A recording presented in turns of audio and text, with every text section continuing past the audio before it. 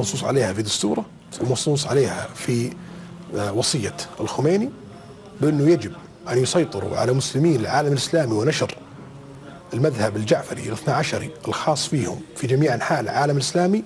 ونعرف أنه إحنا هدف رئيسي للنظام الإيراني، الوصول لقبلة المسلمين هدف رئيسي للنظام الإيراني. لن ننتظر حتى تصبح المعركة في السعودية، بل سوف نعمل لكي تكون معركة لديهم في إيران وليس في السعودية.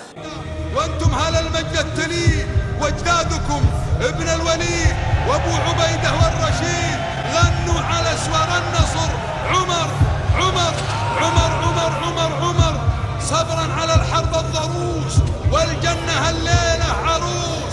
ما تكتب الليلة السعيد بحروف من دم الشهيد، ونطول الليلة العبوس بابناء مزدك والمجوس. صحوا قلوب الغافلين النايمين والمجرمين الحالمين بعز كسرى فالدهر.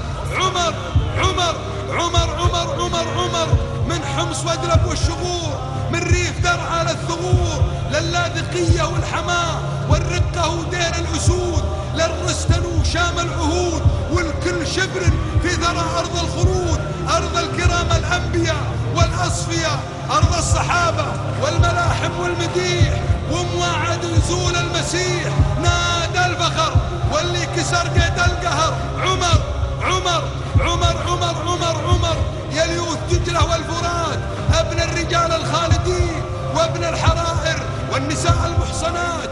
الله أجل يسقط هبل يسقط هبل يسقط هبل، وانتم لنا رمز ومثل، وانتم على النور المبين الثابتين الساجدين. بشرى رسول العالمين واهل المعارك والسير، مجد وقدر كسب وخبر، وانتم على باب النصر. صرخاتكم صيحاتكم وإنشادكم للي جفل من مجلس الأمن الخبيث